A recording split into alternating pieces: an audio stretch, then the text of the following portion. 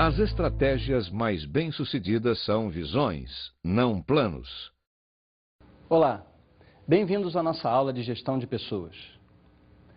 Como gerir os indivíduos de nossa organização a fim de obter deles um comportamento mais do que meramente operacional? Precisamos gerir as pessoas em nossas organizações para que tenham o foco na estratégia. Por isso, o tema da nossa aula de hoje é o pensamento estratégico na gestão de pessoas e equipes.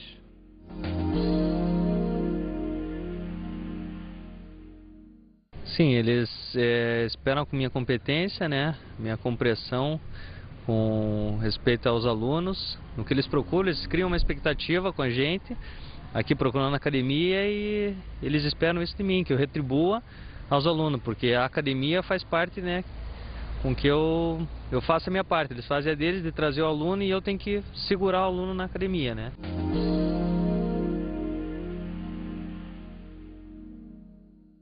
Dentro do meu alcance tem.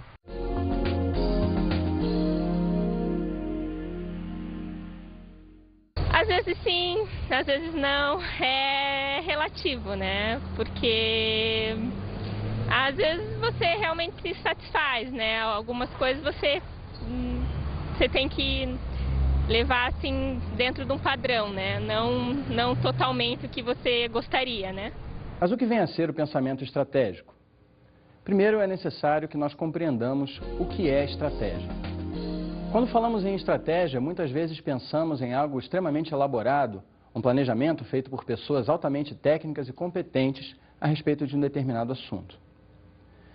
Mas para compreendermos o que queremos em termos de gestão de pessoas, ou seja, o que é o pensamento estratégico e o planejamento estratégico, vamos pensar em estratégia de uma forma diferente. Vamos imaginar alguém cozinhando, por exemplo. Mesmo que você não saiba cozinhar, já deve ter visto alguém cozinhar. Agora, imagine se essa pessoa que cozinha planeja cada passo que ela vai dar até que a receita esteja pronta. É verdade que muitos chefes de cozinha podem ter esse procedimento. Mas mesmo eles, durante a sua receita, podem mudar o caminho até atingir o produto final. Isso se dá especialmente com pessoas muito experientes, que conhecem bem o que estão fazendo. Dentro de uma cozinha, por exemplo, a dona de casa que vai fazer um arroz prepara os seus temperos. Mas ela antes não escreve detalhadamente em um caderno cada um dos temperos que vai utilizar. Quanto de sal vai colocar? Ela já sabe isso empiricamente. Durante a preparação da receita, ela prova para saber se a quantidade de tempero, de sal que ela colocou está boa. Frequentemente ela pode fazer ajustes.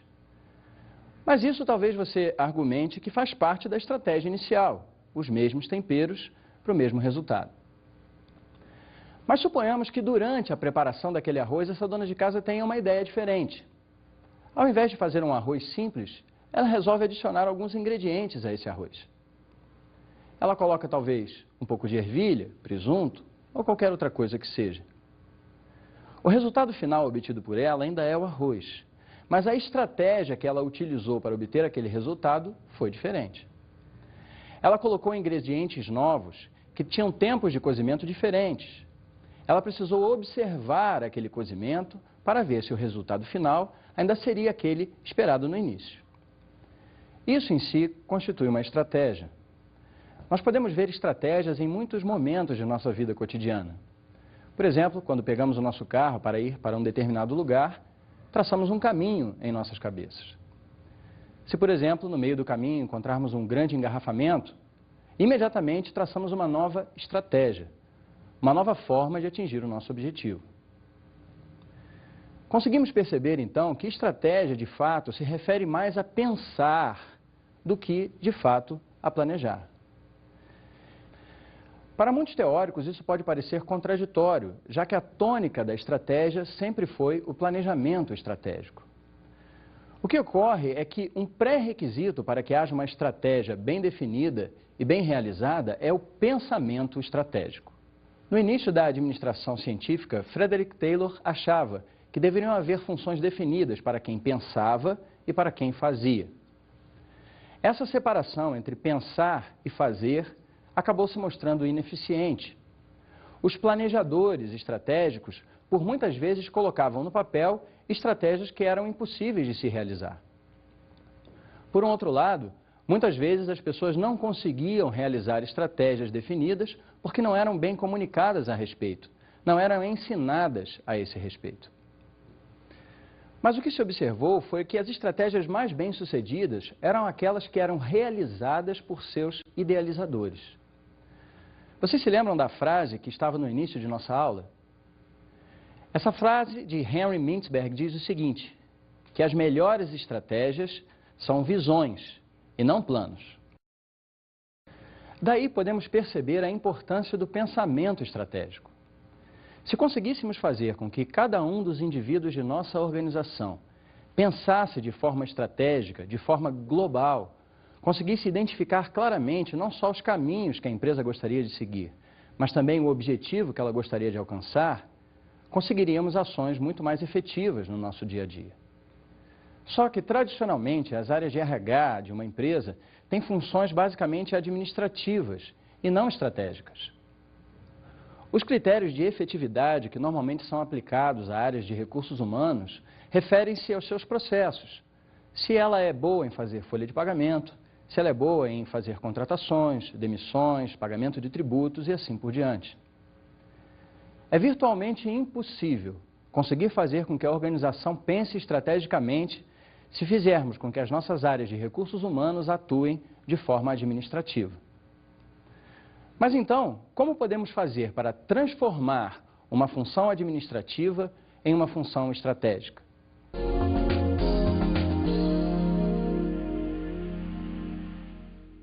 Nos últimos 7 dias não, mas assim que eu entrei, uns 15 dias, eu tive uma solicitação de um bom trabalho. Normalmente as pessoas não dizem quando é bom, né? Dizem quando é ruim.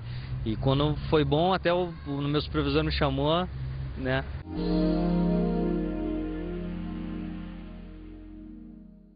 Sem sombra de dúvida, certeza. Se preocupa. Sempre tá buscando assim uma qualidade, né? A transformação da função RH, a gestão de pessoas e equipes. É preciso que nós pensemos na função de gestão de pessoas como um subproduto da administração moderna. E nós já conseguimos ver que a administração é uma ciência. O problema é que muitos administradores têm trocado a ciência pelo cientificismo materialista. E quando se trata de gestão de pessoas, isso é uma atitude muito arriscada. Vamos entender a diferença entre ciência e cientificismo.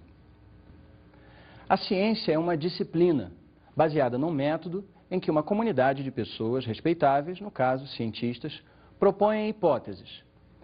Essas hipóteses são então testadas por base de experimentos que confrontam as hipóteses com observação empírica, ou seja, com o bom senso, a intuição desses cientistas. Mas a ciência em nenhum momento nega que exista algo mais do que corpos materiais no mundo em que nós vivemos. Na verdade, a matemática é uma ciência extremamente respeitável, mas o objeto de estudo da matemática não se encontra no mundo material em nenhum momento. Os cientificistas, por um outro lado, creem que o mundo é composto apenas de corpos materiais, físicos, que agem e reagem de acordo com as leis da física. O que acontece é que esse tipo de ideologia aplicado no gerenciamento pode causar grandes problemas. Esses gestores cientificistas acreditam que as pessoas são pacotes de comportamento prontos, esperando apenas o botão certo para ser apertado. Para os cientificistas, a arte de administrar é somente descobrir, então, qual é esse botão, qual é o estímulo que para aquela pessoa vai gerar determinada reação. Será que conseguimos perceber qual o problema de se gerenciar da maneira do cientificismo? Embora, obviamente, todos nós tenhamos corpos físicos e nos movemos e reagimos de acordo com as leis da física, nós também temos uma mente. Essa mente é capaz de produzir emoções e pensamentos que são completamente variáveis para cada indivíduo. Essas emoções e esses pensamentos baseiam-se na nossa experiência de vida, na forma como fomos criados, no tipo de educação que tivemos, no tipo de sentimentos aos quais fomos expostos durante toda a nossa vida. Como podemos esperar, então, que indivíduos tão peculiares, como acontece com cada um dos seres humanos, reajam de maneiras iguais a estímulos iguais. Mas existe uma questão que envolve todas as nossas organizações. Normalmente, os administradores, os gestores das organizações têm dificuldade em compreender a parte intangível dos seres humanos. Principalmente porque nós temos uma terceira linha de pensamento, e normalmente é essa linha de pensamento que transmite essas ideias às nossas empresas, que nós podemos chamar de lirismo. São normalmente os sociólogos ou psicólogos que transmitem essas ideias às organizações.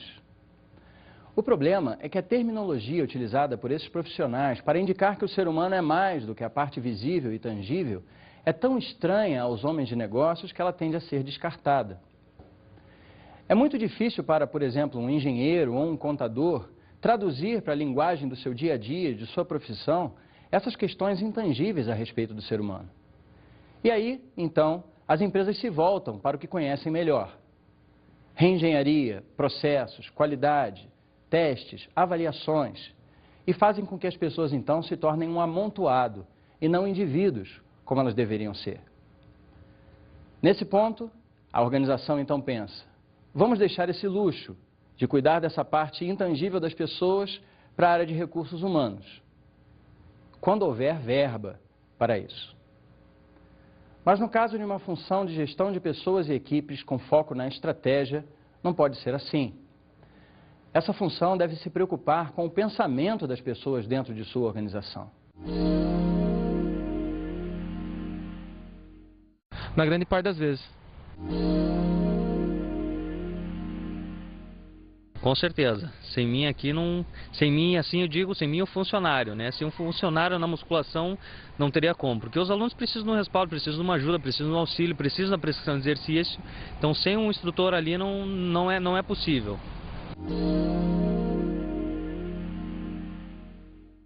Estão. Uhum. A função de gestão de pessoas e equipes estratégica deve se preocupar com o pensamento dos indivíduos dentro da organização. Dessa maneira, ela vai conseguir fazer com que as pessoas pensem de forma global e estratégica. Existe uma verdade que é constatada por pesquisas.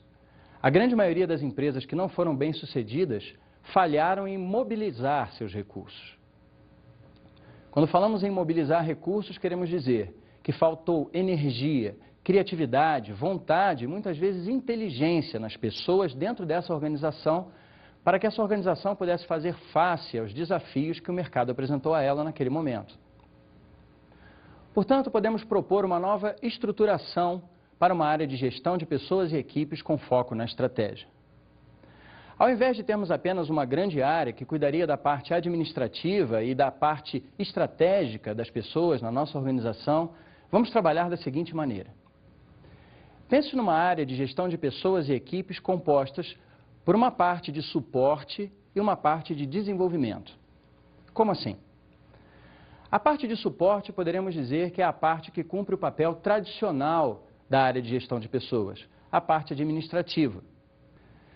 Essa área de suporte cuidaria da parte legal da administração de pessoal, que não podemos nos furtar de fazer. Cuidaria de admissões, demissões, administração de benefícios, enfim, a rotina administrativa e burocrática que faz parte, sim, de uma gestão de pessoas. A área de desenvolvimento, então, cuidaria da parte intangível das pessoas e dos indivíduos. Seria ela a responsável por todo o treinamento, desenvolvimento da organização através do desenvolvimento de seus indivíduos. A nova área de gestão de pessoas e equipes com foco estratégico, então, é composta por desenvolvimento mais suporte. Papel tradicional administrativo, mais um novo papel de estratégia e desenvolvimento. O desenvolvimento da habilidade estratégica. Agora, prestem atenção na seguinte afirmação. Claro, eu estou te falando. Não, eu te mando, aí você analisa, devolve, entendeu? Com o seu parecer. Então, tudo bem, claro. Não, pode ficar tranquilo, certo? Claro, não, tudo bem. Beleza, negócio fechado. Até. Não é verdade que qualquer pessoa decidida possa chegar até onde pretende se tentar com suficiente intensidade. Há coisas que são imodificáveis. Por isso, o melhor é buscar indivíduos com o talento necessário para sobressair em determinada posição e dar a eles as habilidades e conhecimentos práticos necessários para triunfarem. Não resta dúvida de que essa é uma afirmação bastante polêmica. Ela vai de encontro a um ditado bastante conhecido que diz que querer é poder. Acontece que esses dois teóricos, Buckingham e Kaufman, fizeram estudos e comprovaram que determinados talentos são necessários para que uma pessoa se desempenhe bem de determinadas funções. Eles chegaram à conclusão que esses talentos não poderiam ser transferidos. Nós não aprendemos talentos, segundo a afirmação desses teóricos. Eles chegaram à conclusão que conhecimentos e habilidades são transferíveis, mas o talento não. Isso nos faz pensar bastante na forma como devemos investir no desenvolvimento das pessoas em nossas organizações. Pense bem, de acordo com essa teoria, existem pessoas que simplesmente não têm o talento para o gerenciamento. Quanto custaria para uma empresa investir no desenvolvimento de um gestor que não tem talento para gerir? Portanto, isso faz com que a área de gestão de pessoas e equipes tenha fundamental importância no desenvolvimento estratégico de uma empresa. Porque é contratando, selecionando e promovendo as pessoas com talentos específicos para as funções que vão desempenhar, é que a empresa vai obter sucesso em depois transmitir o conhecimento e a habilidade técnica necessária para que aquela pessoa possa se desempenhar bem de suas funções. É claro que, além das habilidades técnicas necessárias, existem também o que o autor Fred Kaufman chama em seu livro Meta-Management de meta-habilidades. Essas meta-habilidades seriam, por assim dizer, pré-requisitos para que a pessoa pudesse se encaixar em qualquer organização. Um exemplo geral de uma meta-habilidade seria a habilidade de relacionamento. Por exemplo, uma pessoa que é contratada para uma área técnica contábil não precisa necessariamente ser boa em relacionamentos.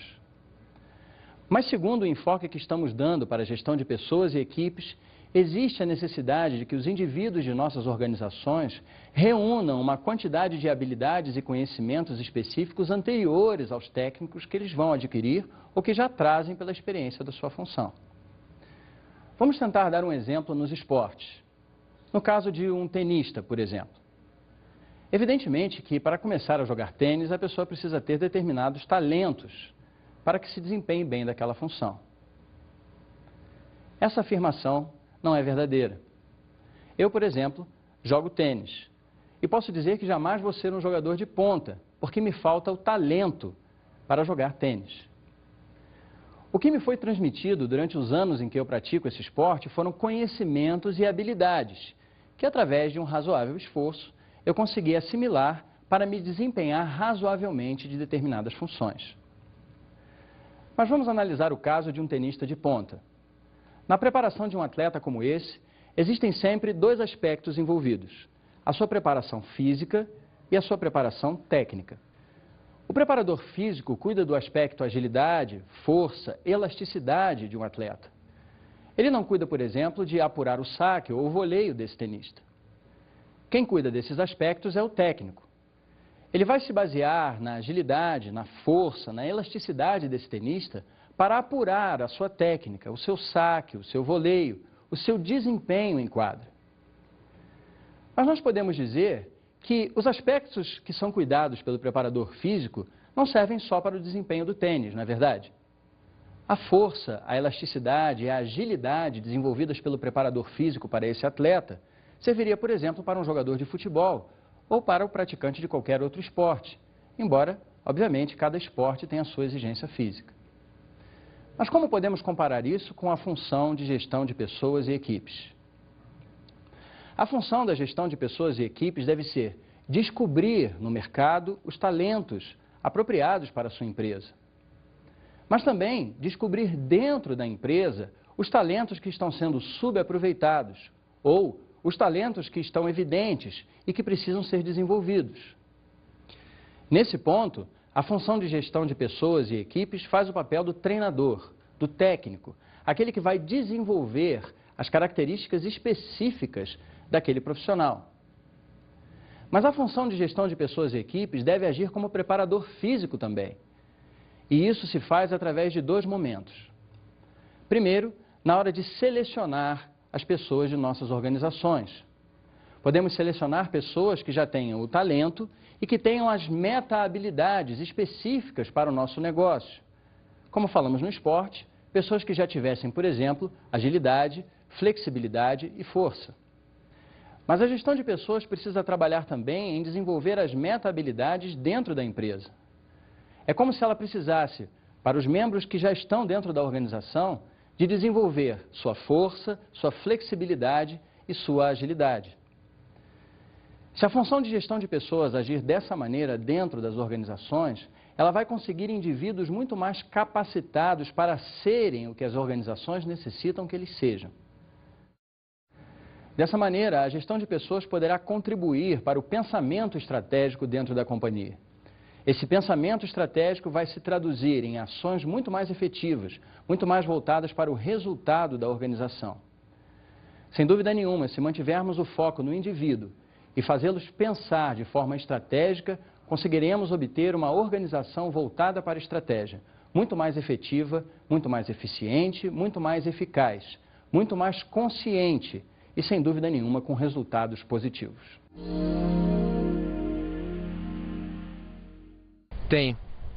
Tenho não só um, mas muitos aí dentro.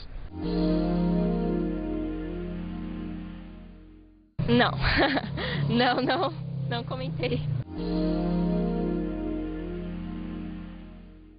Esse é o último ano da minha faculdade, é o ano que eu mais aprendi, que eu mais estou aprendendo, que é o ano da minha monografia. Estive no primeiro ano, que até eu estava conversando hoje com uma aluna, que a gente não tem uma cabeça que a gente tem hoje no último ano de faculdade. Então o ano para mim está sendo muito bom, estou aprendendo muito com a minha monografia, estou crescendo bastante, né? Hoje já penso numa pós-graduação, coisa que para mim não existia, então já vejo lá na frente e vejo que é necessário, porque hoje em dia só a faculdade já não, né, uma pós-graduação já está um pouquinho à frente para quem quer dar aula mestrado, doutorado e tudo mais. Durante a nossa aula, vocês observaram uma série de perguntas que foram feitas a pessoas nas ruas a respeito do seu trabalho.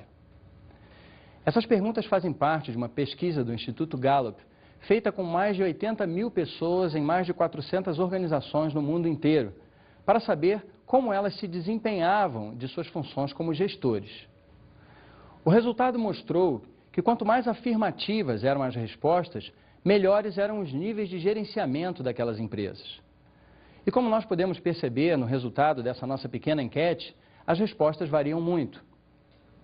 Experimente fazer essas mesmas perguntas a si mesmo. Como você estaria em relação à sua organização? Esse exercício vale a pena ser feito.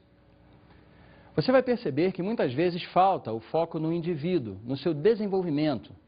Muitas vezes falta o pensamento estratégico. Mas faça essas perguntas a si mesmo e responda com franqueza. Essa autoanálise vai ajudar você a desenvolver e a estabelecer uma área de gestão de pessoas e equipes de fato com foco estratégico. O pensamento estratégico, portanto, é uma habilidade que precisa ser desenvolvida pelas nossas organizações se de fato queremos obter bons resultados. Estimular os indivíduos de nossas organizações a pensar estrategicamente não é tarefa fácil, é um trabalho árduo, mas que, sem dúvida, vai obter excelentes resultados se for feito de forma consciente.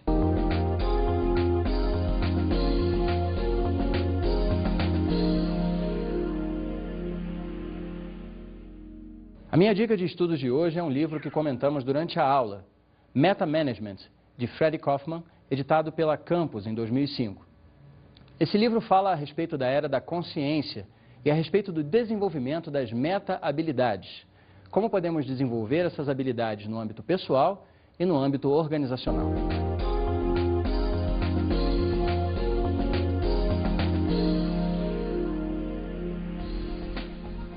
Na aula de hoje estudamos o pensamento estratégico na gestão de pessoas e equipes. Vimos hoje o que é estratégia, o que é pensamento estratégico e como podemos desenvolver a habilidade estratégica dentro de nossas organizações.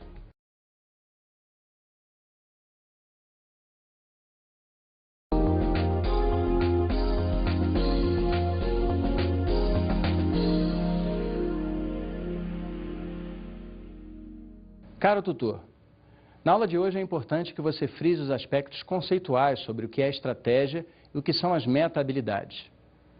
Tenha certeza de que o aluno compreendeu o que são essas habilidades gerais e como elas se desenvolvem e existem dentro da sua organização.